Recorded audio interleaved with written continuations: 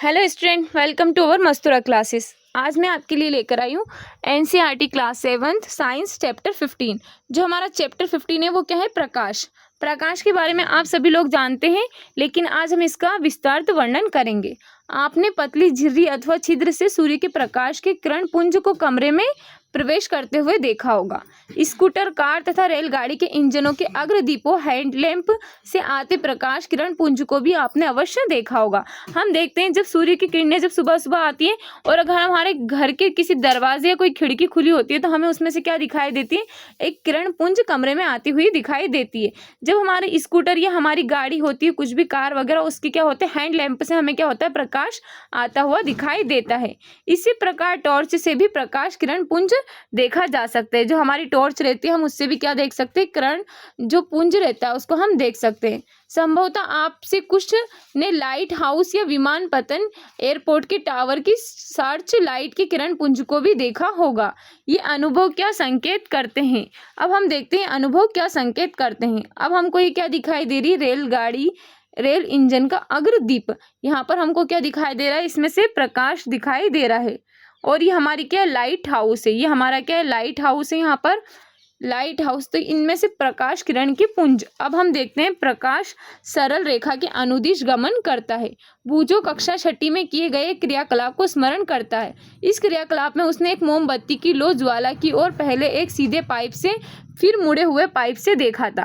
उसने क्या किया था? सबसे पहले उसे सीधे पाइप से देखा था और फिर क्या करके उसको मुड़े हुए पाइप से भी देखा था प्रकाश पुंज को। अब हम देखते हैं यहाँ पर बूझो मुड़े हुए पाइप से मोमबत्ती की लो को क्यों नहीं देख पाया था। यह क्रियाकलाप दर्शाते हैं कि प्रकाश सरल रेखा में गमन करता है। हम प्रकाश के पथ को कैसे परिवर्तित कर सकते हैं? क्या आप जानते हैं कि जब प्रकाश किसी पॉलिश किए हुए चमकदार पृष्ठ सतह पर पड़ता है तो क्या होता है? अब हम देखते हैं जब वो प्रकाश किसी चमकदार सतह पर पड़ता है तो क्या होता है। ये हमारे यहाँ पर क्या दिखाई दे रहा है? मोमबत्ती का हम यहाँ पर देखते हैं किससे? सरल रेखा में देख रहे हैं हम उसे, किसी सीधे पाइप से देख रहे हैं। तो कैसे दिखाई दे रहा है हमको प्रकाश? और यहाँ पर हम क्या कर रहे हैं? मुड़े हुए पाइप से देखने का हम यहाँ पर प्रयास कर रहे हैं। प्रकाश का परावर्तन। अब हम सबसे पहले देखेंगे प्रकाश का परावर्तन कैसे होता है। प्रकाश की दिशा को परिवर्तित करके एक विधि यह है कि किसी चमकदार पृष्ठ पर डाला जाए। उदाहरण के लिए स्टेनलेस इस्पात की चमकदार प्लेट अथवा इस्पात की चमकदार चम्मच प्रकाश की दिशा को परिवर्तित कर सकती है। जल का पृष्ठ भी दर्पण की भांति कार्य करता है तथा प्रकाश के पथ को बदल सकता है। क्या आप कभी जल में पेड़ों अथवा इमारतों का परावर्तन देखा है? जब हम क्या देखते हैं? जल में क्या देखते हैं? हम परावर्तन देखते हैं। हमको ये क्या दिखाई दे रहा है यहाँ पर?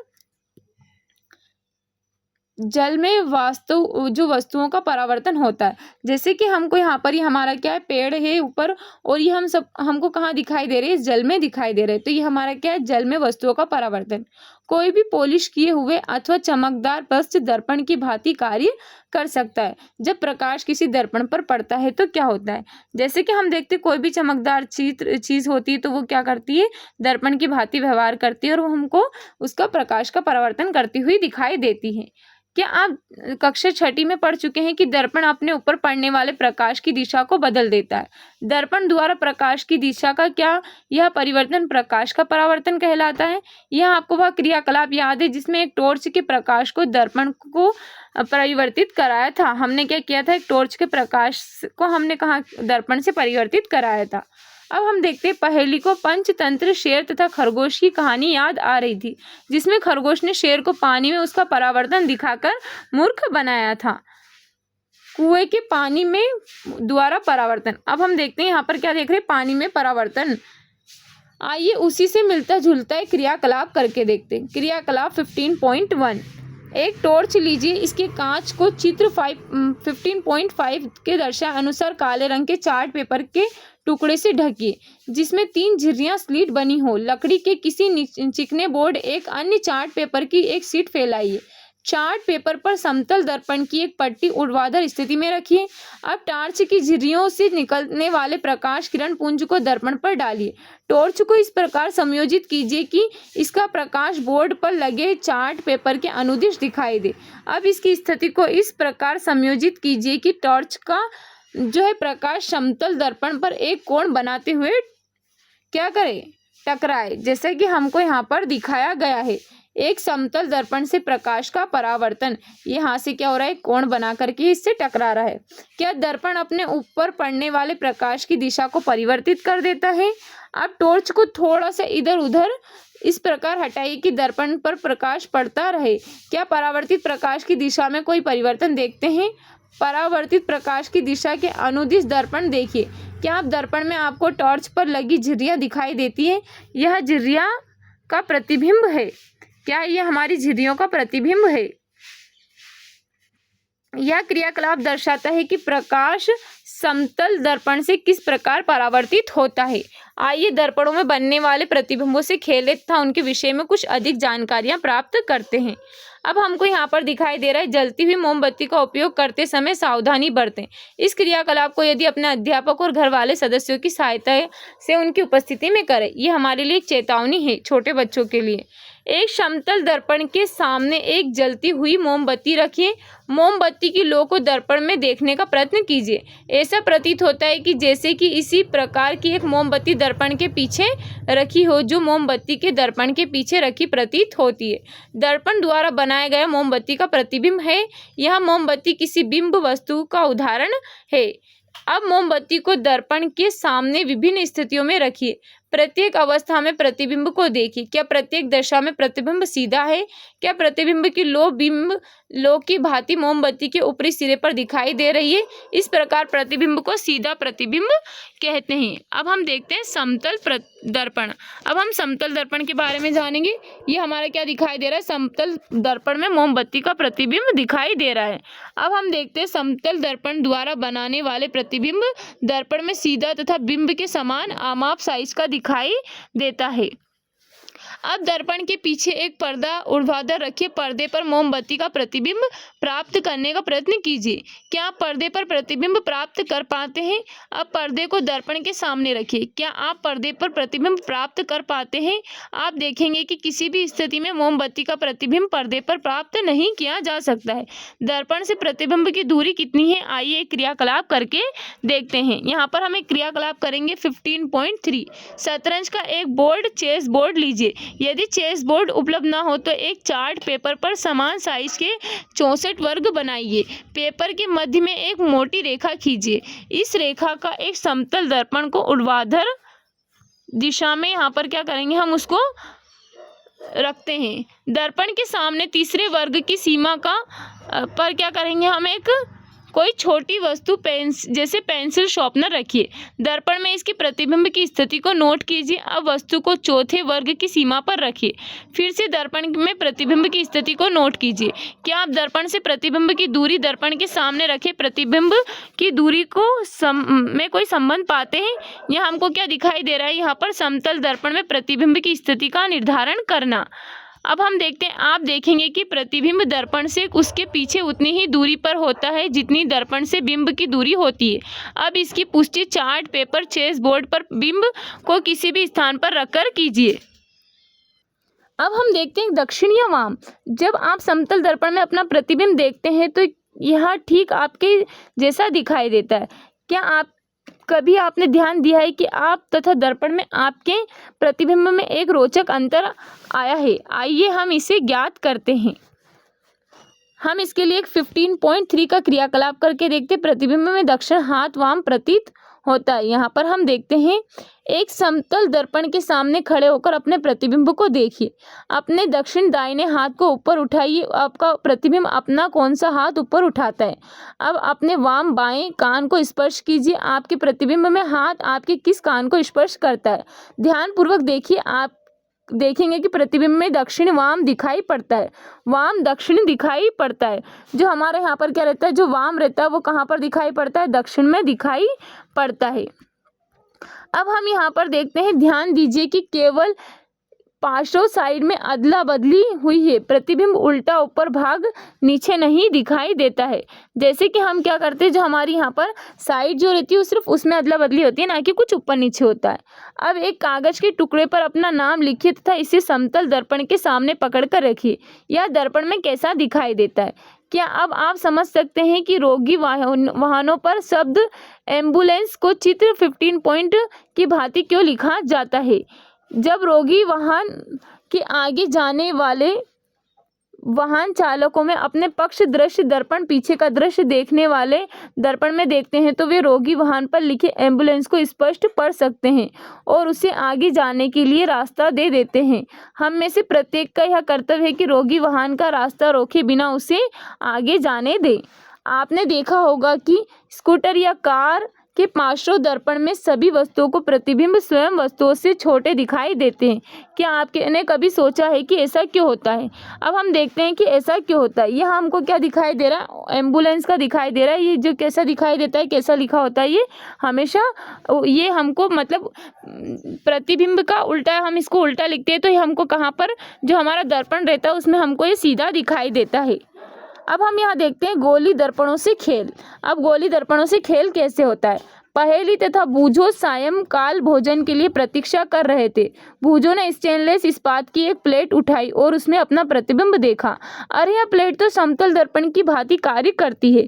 मेरा प्रतिबिंब सीधा समान साइज का है। पहेली ने अपना प्रतिबिंब इस्पात की चम्मच के बाहरी अर्थात पीछे वाले पृष्ठ का उपयोग करके देखा। पहेली ने कहा, बूझो इधर देखो, मैं भी अपना सीधा प्रतिबिंब देख सकती हूँ। यद्यपि यह साइज में छोटा है, यह चम्मच भी इस प्रकार के दर्पण की भांति कार्य करता है। आप भी चम्मच या कोई भी वक्रित चमकदार पृष्ठ का उपयोग कर अपना प्रतिबिंब देख सकते हैं। अब हम यहाँ पर एक क्रियाकलाप 15.5 करके देखते हैं। स्टेनलेस इस्पात की एक चम्मच लीजिए। चम्मच के भारी पृष्ठ को अपने चेहरे के पास लाइए तथा इसमें देखिए क्या आप इसमें अपना प्रतिबिंब देख पाते हैं। आपने जैसा प्रतिबिंब समतल दर्पण में देखा था, क्या यह प्रतिबिंब उससे भिन्न है? क्या यह प्रतिबिंब सीधा है? क्या इसका साइज बिंब के साइज के समान है अथवा छोटा है या बड़ा है? अब हम यहाँ पर देखते हैं कि क्या हमारी चम्मच के भारी पृष्ठ पर यहाँ पर क्या होता है, भारी पृष्ठ द्वारा एक बनाया गया प्रतिबिंब दिखाई दे रहा है हमको। अब हम यहाँ पर देखते हैं, अब चम्मच के भीतरी पृष्ठ का उपयोग करके अपना प्रतिबिंब देखिए। हो सकता है कि इस बार आपको अपना प्रतिबिंब सीधा तथा बड़ा ही दिखाई दे। यदि आप अपने चेहरे से चम्मच की दूरी बढ़ाएं तो संभव है कि आप अपना उल्टा प्रतिबिंब देख पाएं। अपने चेहरे के स्थान पर आप अपने पेन अथवा पेंसिल की प्रतिबिंब की तुलना कर सकते हैं। अब हम यहाँ पर क्या देखते हैं, इसमें हमको क्या दिखाई दे रहा है, ये हमारा चेहरा उल्टा दिखाई दे रहा है हमको। यहाँ पर चम्मच के भीतरी पृष्ठ द्वारा प्रतिबिंब कैसे बनता है हमने देखा। चम्मच का वक्रित चमकदार पृष्ठ एक दर्पण की भांति कार्य करता है। गोली दर्पण वक्रित दर्पण का सबसे सामान्य उदाहरण है। यदि किसी गोली दर्पण का परावर्तक पृष्ठ अवतल तो इसे अवतल दर्पण कहते हैं। यदि परावर्तक पृष्ठ उत्तल है तो इसे उत्तल दर्पण कहते हैं। चम्मच का भीतरी पृष्ठ अवतल दर्पण की भांति कार्य करता है जबकि इसका बाहरी पृष्ठ उत्तल दर्पण की भांति कार्य करता है। हमको यहाँ पर क्या दिखाई दे रहा है, परावर्तक पृष्ठ और ये परावर्तक पृष्ठ, अवतल तथा उत्तल दर्पण। सबसे पहला ये क्या अवतल दर्पण है, ये क्या है उत्तल दर्पण है। अवतल तथा उत्तल दर्पणों को गोली दर्पणों क्यों कहते हैं? रबड़ की एक गेंद लीजिए तथा इसके एक भाग को चाकू अथवा आरी से काटिए अथवा गेंद काटने के लिए किसी अपने बड़े व्यक्ति की सहायता लीजिए। कटी हुई गेंद का भीतरी पृष्ठ अवतल तथा बाहरी पृष्ठ क्या कहलाता है, उत्तल कहलाता है। ये हमारा कैसा है, यहाँ पर अवतल भाग दिखाई दे रहा है हमको, अवतल पृष्ठ, और ये क्या हमारा उत्तल पृष्ठ। गोली दर्पण गोले का एक भाग है। हम जानते हैं कि किसी बिंब का समतल दर्पण द्वारा बना प्रतिबिंब पर्दे पर प्राप्त नहीं किया जा सकता। आइए देखें कि क्या अवतल दर्पण द्वारा बने प्रतिबिंबों के लिए भी सही है। अब हम इसके लिए एक यहाँ पर 15.6 क्रियाकलाप करके देखते हैं। एक अवतल दर्पण लीजिए, इसके परावर्तक पृष्ठ को सूर्य की ओर रखकर पकड़िए। दर्पण से परावर्तित प्रकाश को एक कागज की शीट पर प्राप्त करने का प्रयत्न कीजिए। कागज की शीट को तब तक आगे पीछे समायोजित कीजिए जब तक कि आपको इस पर क्या नहीं दिखाई दे, आपको इस पर एक जो है यहाँ पर तीक्ष्ण या चमकदार प्रकाश बिंदु प्राप्त न हो जाए। दर्पण तथा कागज की शीट को कुछ मिनट के लिए स्थिर रखिए। क्या कागज जलना प्रारंभ कर देता है? यह चमकदार बिंदु वास्तव में सूर्य का प्रतिबिंब है। यह ध्यान दीजिए कि यह प्रतिबिंब पर्दे कागज की शीट पर बना रहा है। पर्दे पर बनने वाले प्रतिबिंब को वास्तविक प्रतिबिंब कहते हैं। स्मरण कीजिए कि हमारा जो 15.2 था, समतल दर्पण द्वारा बने मोमबत्ती की लौ के प्रतिबिंब को पर्दे पर प्राप्त नहीं किया जा सकता था। इस प्रकार के प्रतिबिंब को आभासी प्रतिबिंब कहते हैं। आइए अब अवतल दर्पण द्वारा बने मोमबत्ती की लौ के प्रतिबिंब प्रतिबिंब को पर्दे पर प्राप्त करने का प्रयत्न करते हैं। इसके लिए हम क्रियाकलाप 15.7 करके देखते हैं। अवतल दर्पण को चित्र 15.15 में देखिए और उस अनुसार मेज पर रखी किसी स्टैंड कोई प्रबंधन जो दर्पण को स्थिर रख सके का उपयोग किया जा सकता है पर लगाइए और क्या करेंगे, गत्ते की शीट से लगभग 15 सेंटीमीटर इंटू 10 सेंटीमीटर का एक सफ़ेद कागज चिपकाइए। यह एक पर्दे पर कार्य करेगी। मेज पर एक जलती हुई मोमबत्ती दर्पण से लगभग 50 सेंटीमीटर दूरी पर रखिए। पर्दे पर मोमबत्ती की लौ का प्रतिबिंब प्राप्त करने का प्रयत्न कीजिए। इसके लिए पर्दे को दर्पण की ओर अथवा दर्पण से दूर उस समय तक सरकाइए जब तक कि लौ का तीक्ष्ण प्रतिबिंब प्राप्त न हो जाए। ध्यान रखिए कि मोमबत्ती से दर्पण पर पड़ने वाले प्रकाश को पर्दा बांधा ना पहुंचाए। क्या यह प्रतिबिंब वास्तविक या आभासी है? क्या इसका साइज लो जितना है? अब हम देखते हैं कि इसका साइज जो है वो लो जितना है। क्या अब मोमबत्ती को दर्पण की ओर लाइए तथा इसे अलग अलग दूरियों पर रखिए। प्रत्येक अवस्था में पर्दे पर प्रतिबिंब प्राप्त करने का प्रयत्न कीजिए। अपने प्रेक्षणों को यहाँ पर सारणी में दर्शाइए और मोमबत्ती दर्पण के अत्यंत निकट है। क्या तब क्या होगा, यहाँ पर भी प्रतिबिंब पर्दे पर प्राप्त कर पाना संभव है। जैसे कि हमको यहाँ पर क्या दिखाई दे रहा, अवतल दर्पण द्वारा वास्तविक प्रतिबिंब। सबसे पहले ये हमारा क्या था, यहाँ पर ये दूर दर्पण था। अब फिर हम यहाँ पर देखते हैं इसको क्या कर रहे हैं, हम पर्दे पर प्राप्त कर रहे हैं। और ये जब हमारा अवतल दर्पण द्वारा बना आभासी प्रतिबिंब, ये क्या दिखाई दे रहा, हमारा आभासी प्रतिबिंब दिखाई दे रहा है। अब हम देखते हैं अवतल दर्पण द्वारा बना प्रतिबिंब साइज बिंब से छोटा या बड़ा हो सकता है। प्रतिबिंब वास्तविक अथवा आभासी हो सकता है। अवतल दर्पणों का उपयोग अनेक प्रयोजनों के लिए किया जाता है। संभवतः आपने डॉक्टरों को आँख, कान, नाक तथा गले का निरीक्षण करते समय अवतल दर्पण का उपयोग करते देखा होगा। दंत विशेषज्ञों द्वारा अवतल दर्पण का उपयोग दांतों का बड़ा प्रतिबिंब देखने के लिए किया जाता है। वो कौन सा दर्पण रहता है जिसका उपयोग जो दंत के डॉक्टर करते हैं, तो अवतल दर्पण रहता है। अब हम यहाँ पर क्या देखते हैं, यह हमारा दंत चिकित्सक मरीज को देखते हुए ये इनके पास कौन सा अवतल दर्पण है जो क्या करते हैं, दांत की जो छोटी साइज रहती है उसको बड़ा करके देखते हैं। टार्च, कारों तथा स्कूटर के अग्रदीप के परावर्तक पृष्ठ की आकृति भी अवतल होती है। ये हमारा क्या, टार्च का परावर्तक दिखाई दे रहा है। अब हम यहाँ पर देखते हैं बूझो ने अपनी नई साइकिल की घंटी के चमकदार पृष्ठ पर अपना प्रतिबिंब देखा। उसने देखा कि उसका प्रतिबिंब सीधा तथा साइज में छोटा है। उसे उत्सुकता हुई कि क्या घंटी भी एक प्रकार के गोली दर्पण है। क्या आप पहचान सकते हैं कि यह किस प्रकार का दर्पण है? ध्यान दीजिए कि घंटी का परावर्तक पृष्ठ उत्तल है। क्रियाकलाप हम इसके लिए 15.8 करके देखते हैं। क्रियाकलाप 15.7 को अब अवतल दर्पण के स्थान पर उत्तल दर्पण के साथ दोहराइए। अपने प्रेक्षणों को क्रियाकलाप की भांति सारणी में अंकित कीजिए। अब हम यहाँ पर देखते हैं उत्तल दर्पण द्वारा बनाया गया प्रतिबिंब। क्या आप उत्तल दर्पण द्वारा जो प्रतिबिंब यहाँ पर किसी भी दूरी के लिए वास्तविक प्रतिबिंब प्राप्त कर पाते हैं? क्या आप बिंब से बड़े साइज का प्रतिबिंब प्राप्त कर सकते हैं? क्या अब आप स्कूटर के पार्श्व दर्पणों को साइज मिरर में उपयोग किए जाने वाले दर्पणों को पहचान सकते हैं? ये उत्तल दर्पण अधिक क्षेत्र के दृश्य का प्रतिबिंब बना सकते हैं। अतः चालकों के पीछे के अपेक्षाकृत अधिक क्षेत्र के वाहनों को देखने में सहायता करते हैं। कौन करते हैं? उत्तल दर्पण सहायता करते हैं। यहाँ पर हमको ये दिखाई दे रहा उत्तल दर्पण पार्श्व दर्पण के रूप में। ये हमको क्या दिखाई दे रहा, बहुत सी दूरी पर ये बाइक आती हुई दिखाई हमको यहाँ से दिखाई दे रही है। और ये किसके कारण हो रहा है? उत्तल दर्पण के प्रतिबिंब बनाने के कारण हो रहा है। लेंसों द्वारा बने प्रतिबिंब। अब हम देखेंगे लेंसों द्वारा बने प्रतिबिंब क्या होते हैं। आपने आवर्धक लेंस, हैंड लेंस देखा होगा। यह बहुत छोटे प्रिंट को पढ़ने के लिए आप उपयोग किया जाता है। संभवतः आपने इसका उपयोग कॉकरोच अथवा केंचुओं के शरीर के भागों को देखने के लिए भी किया होगा। आवर्धक लेंस वास्तव में एक प्रकार का लेंस ही है। अब हम यहाँ पर क्या देख रहे हैं, एक आवर्धक लेंस। हमें यहाँ पर क्या दिखाई दे रहा है, इसमें बहुत छोटे छोटे शब्द दिखाई दे रहे हैं, लेकिन ये आवर्धक लेंस की सहायता से हमको बड़ी साइज में दिखाई दे रहे हैं। लेंसों का उपयोग व्यापक रूप से चश्मों, दूरदर्शकों, दूरबीन, सूक्ष्मदर्शियों में किया जाता है। इस सूची में लेंसों के कुछ अन्य उपयोग जोड़ने का प्रयत्न कीजिए। कुछ लेंस लीजिए, उन्हें स्पर्श करके महसूस कीजिए। क्या आप केवल स्पर्श करके कुछ अंतर देख पाते हैं? वे लेंस जो किनारों की अपेक्षा बीच में मोटे प्रतीत होते हैं उत्तल लेंस कहलाते हैं। जो किनारों की अपेक्षा बीच में पतले होते हैं वे अवतल लेंस कहलाते हैं। ध्यान दीजिए कि लेंस पारदर्शी होते हैं तथा इनमें से प्रकाश गुजर सकता है। जो हमारी लेंस होती है पारदर्शी होती है, उसमें से प्रकाश गुजरता है।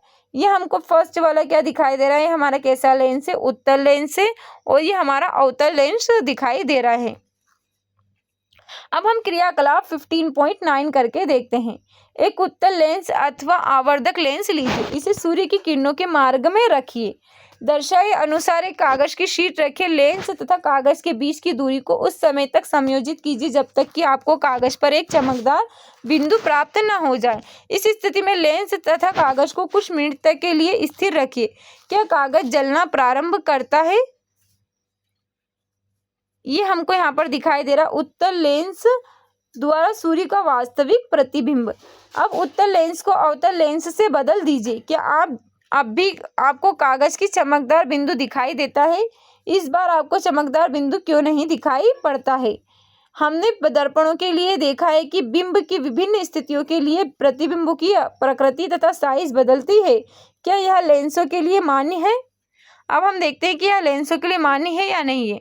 सामान्यतः उत्तल लेंस उस पर पड़ने वाले आपतित प्रकाश को अभिसारित अंदर की ओर मोड़ना कर देती है, इसलिए इसे अभिसारी लेंस भी कहते हैं। इसके विपरीत अवतल लेंस आपतित प्रकाश को अपसरित बाहर की ओर मोड़ना करता है, अतः इसे हम क्या कहते हैं? अपसारी लेंस कहते हैं। ये हमको यहाँ पर दिखाई दे रही अभिसारी और अपसारी लेंस, हमको ये दोनों प्रकार की दिखाई दे रही है।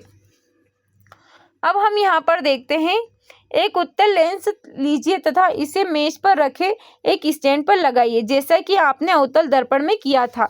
मेज पर एक जलती हुई मोमबत्ती को लेंस के लगभग 50 सेंटीमीटर दूरी पर रखिए, जैसा कि हमको यहाँ पर इस चित्र ए और बी में दिखाई दे रहा है। विभिन्न दूरियों पर रखे बिंब के लिए उत्तल लेंस द्वारा बने प्रतिबिंब कैसे होते हैं? अलग अलग होते हैं।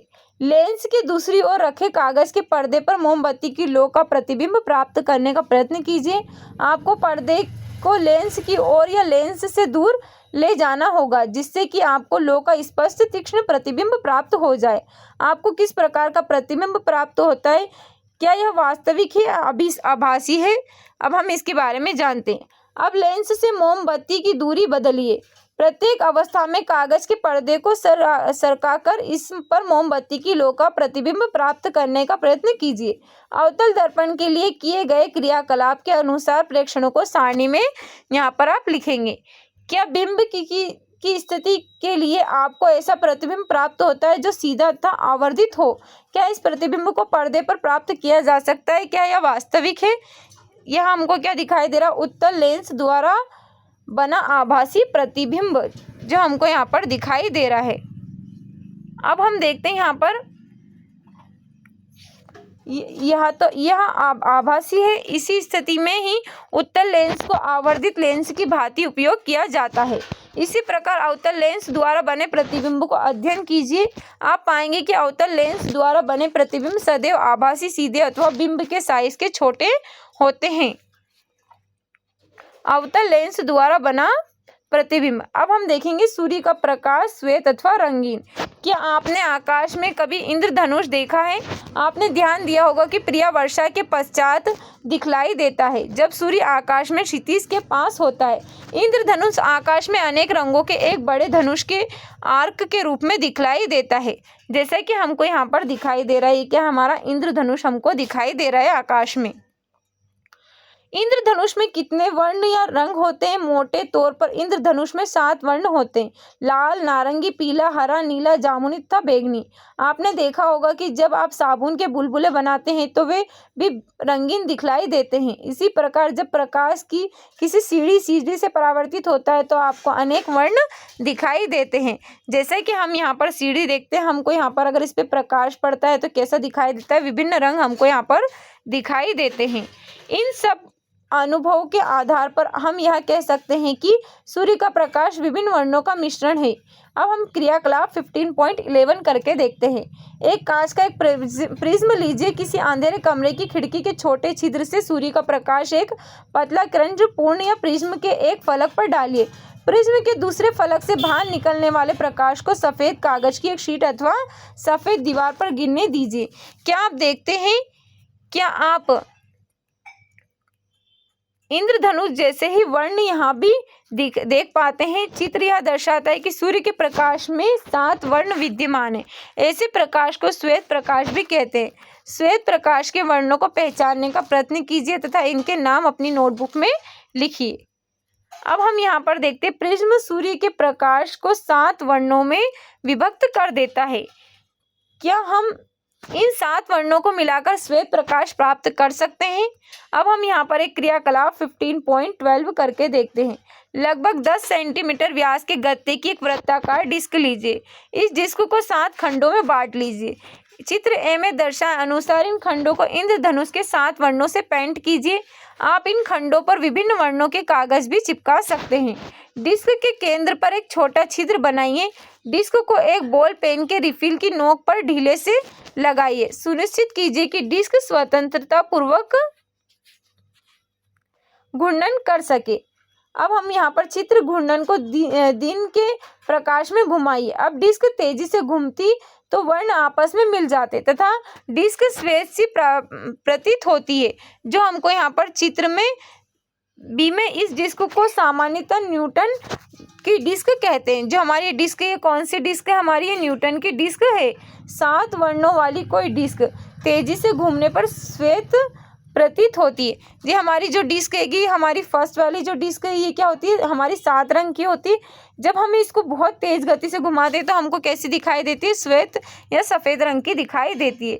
पहेली को एक अद्वितीय विचार आया कि उसने एक वृत्ताकार डिस्क की सहायता से एक छोटा लट्टू बनाया जिस पर इंद्रधनुष के 7 वर्णों को पेंट किया गया। जब लट्टू घूर्णन करता है तो वह लगभग श्वेत दिखाई देता है। ये 7 वर्णों का लट्टू ये कैसा दिखाई दे रहा है हमको? यहाँ पर उसको सफ़ेद दिखाई दे रहा है। अब हम देखते हैं प्रमुख शब्द। अवतल लेंस, अवतल दर्पण, उत्तल लेंस, उत्तल दर्पण, प्रतिबिंब, बिंब, आवर्धक लेंस, पश्च दृश्य दर्पण, प्रिज्म, इंद्रधनुष, वास्तविक प्रतिबिंब, पार्श्व दर्पण, गोली दर्पण, आभासी प्रतिबिंब, अभिसारित प्रतिबिंब, अभिसारी लेंस, अपसरित और अपसारी लेंस। हमने इन शब्दों के अर्थ अच्छे से समझ लिए। अब हम इस चैप्टर में क्या सीखा, हम इसके बारे में जानेंगे। प्रकाश सरल रेखा के अनुदिश गमन करता है। सबसे पहले हमने यह देखा, कोई भी पॉलिश किया हुआ अथवा चमकदार पृष्ठ दर्पण की भांति कार्य करती है। जो प्रतिबिंब पर्दे पर प्राप्त किया जा सके वास्तविक प्रतिबिंब कहलाता है। जिस प्रतिबिंब को पर्दे पर प्राप्त नहीं किया जा सकता उसे आभासी प्रतिबिंब कहते हैं। समतल दर्पण द्वारा बना प्रतिबिंब सीधा होता है या आभासी होता है तथा बिंब के समान साइज का होता है। प्रतिबिंब दर्पण के पीछे उतनी ही दूरी पर बनता है जितनी कि दर्पण के सामने बिंब की दूरी होती है। दर्पण द्वारा बने प्रतिबिंब में बिंब का वाम भाग प्रतिबिंब के दक्षिण भाग की स्थिति दिखाई देता है तथा बिंब का दक्षिणी भाग प्रतिबिंब के वाम भाग की स्थिति दिखाई देता है। अवतल दर्पण वास्तविक तथा उल्टा प्रतिबिंब बना सकता है। जब बिंब का दर्पण अत्यंत निकट रखते हैं तो प्रतिबिंब आभासी सीधा आवर्धित होता है। उत्तल दर्पण द्वारा बना प्रतिबिंब सीधा, आभासी तथा साइज में बिंब से छोटा होता है। उत्तल लेंस वास्तविक तथा उल्टा प्रतिबिंब बना सकता है। जब बिंब लेंस के अत्यंत निकट रखा जाता है तो बनने वाला प्रतिबिंब आभासी सीधा आवर्धित होता है। जब उत्तल लेंस को वस्तुओं को आवर्धित करके देखने के लिए उपयोग किया जाता है तो उसे हम आवर्धक लेंस कहते हैं। अवतल लेंस सदैव सीधा, आभासी तथा साइज में बिंब से छोटा प्रतिबिंब बनाता है। श्वेत प्रकाश 7 वर्णों का मिश्रण है। जो हमारा श्वेत प्रकाश है कितने वर्णों का मिश्रण है? 7 रंगों का मिश्रण है। अब हमको यहाँ पर कुछ क्वेश्चंस दिए गए हैं। इन क्वेश्चंस के आंसर आप कमेंट बॉक्स में कमेंट करना। उम्मीद है जो हमारा आज का चैप्टर आपको अच्छा लगा। अगर हमारा आज का चैप्टर आपको अच्छा लगा है तो इसी तरह की अपडेट के लिए हमारे चैनल को सब्सक्राइब करें और बेल आइकन को दबाना ना भूलें। Okay, thank you so much.